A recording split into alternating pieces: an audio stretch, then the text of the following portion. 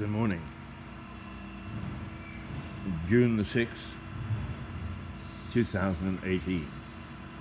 75 years ago, on June the 6th, 1944, a task force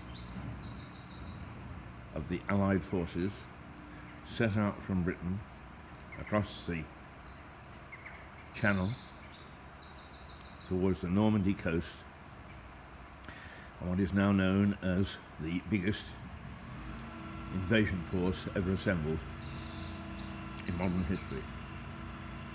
D-Day. The day the Allied forces sought to liberate Europe from the grip of the Nazi Iron Dynasty. Lest we forget, we left thousands behind in graves.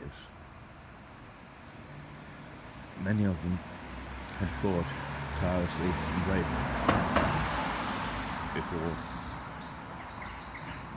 eventually they were slaughtered by the enemy's guns.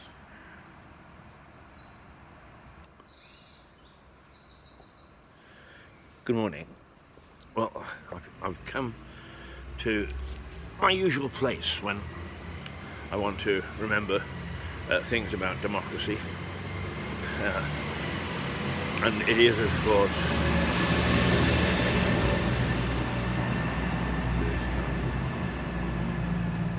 I come here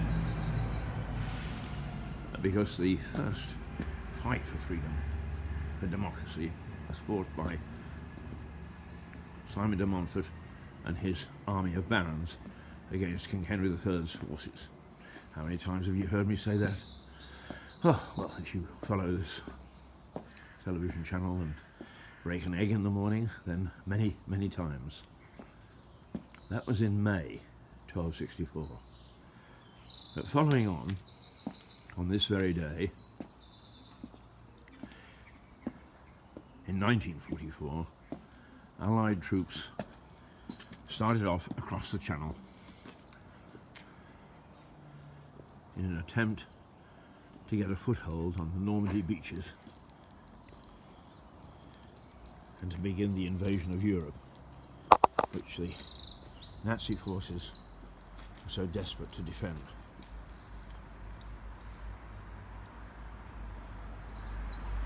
There, Lewes Castle, silent and symbol of democracy. 1944. Thousands of troops, Allied troops from all over the world, heading off towards France and landing in very difficult circumstances to take a beachhead or a bridgehead so that they could continue on into France and eventually end the war by stopping the very, very successful German army.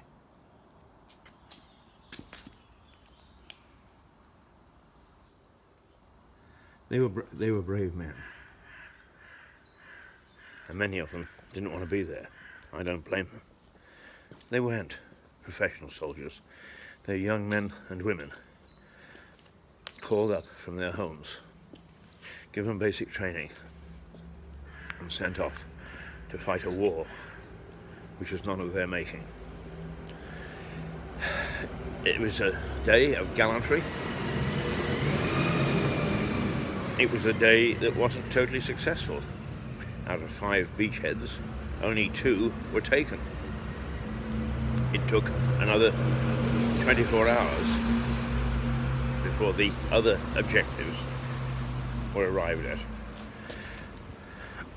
Some 4,000 men died on that first day. Hundreds more were wounded and repatriated back to Britain. Yesterday there were lots of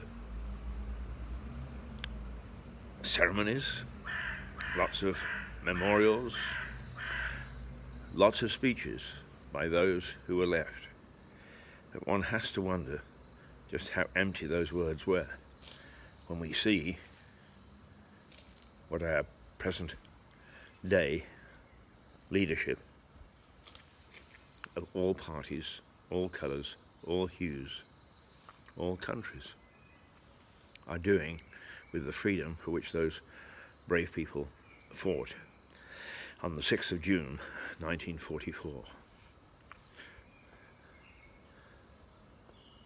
This is what they faced coming in from the sea. And because this morning, on June the 6th, 2018, there's puffy cloud in the sky, but generally speaking, it's a lovely morning. The sun has appeared again. It's casting its glow over Lewes in East Sussex, where we're broadcasting from. But on that day, in 1944, it was cold. It was windy. This invasion had been delayed for 24 hours already because of the adverse weather. And if it hadn't have taken place when it did, would have had to wait it for at least another week. And the surprise element would have disappeared, and the task 10 times more difficult. As it was, landing craft were blown off course, landed where they shouldn't have landed, faced heavy gunfire, heavy sniping, heavy machine gun fire from the defending forces.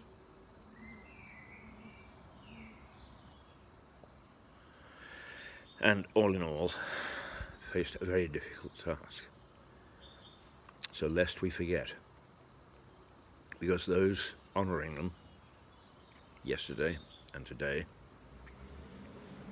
should be left in no doubt that this sends a very, very strong message to all of us that these men and women, friend, ally, native, or gave their lives in the name of democracy. And since democracy has been wildly twisted around and tossed all over the place recently, lest we forget becomes even more poignant than it normally would. I think it's time for all our politicians and our leaders, and indeed we as voters, to take stock of the freedoms that we were granted by these actions and by this sacrifice. I'm sounding terribly glum and serious this morning, aren't I? But I sometimes try to put myself into their place. How would I have felt at 17 or 18, ripped from home, taken to a training camp, put in khaki, never known violence of any sort in my life, given a gun and told, go get him, soldier. Riding on the waves out of south coast English ports. The first thing I probably would have done is been seasick, and that's no joke. And yet, I was expected to jump ashore, wade through the surf, holding my weapons high, and storm up a beach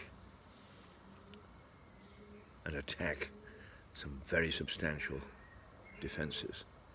How would I have felt? I think the thought fills me with absolute horror. I'm not a violent man anyway, but whatever my nature, I think I would have been, first of all, scared witless, and secondly, wondered what the hell I was doing there. And perhaps some of those soldiers and sailors and airmen did wonder what the hell they were doing there. And of course there had been even more sacrifice from our local port of Newhaven 3 years earlier, when the Dieppe raid took place, sounding a testing, a probing, to see how the German defences would stand up to an invasion. Mostly they were Canadian forces, and paid tribute to New Haven, the port that they launched from. New Haven has not forgotten. The Canadian flag flutters in the little memorial circle that stands just by the harbour. The town religiously remembers the Canadians, and so does Dieppe, where they aimed for and where they came to such an awful end. Many killed, many taken prisoner, but not forgotten by the French in Dieppe, where often when you go in on the ferry, you can aim towards the centre of the town and see little Canadian flags all over the place.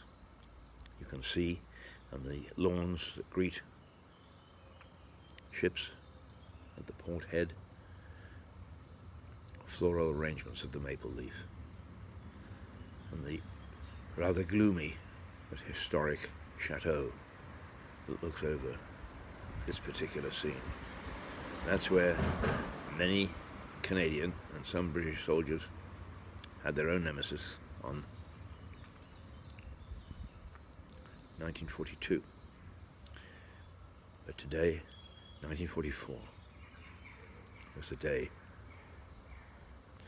that thousands and thousands and thousands of Allied forces crossed the Channel and made the first attempts not only to storm the beachheads, but to restore some sort of civil order amongst countries in Europe that had been taken over by Nazi Germany and held in the grip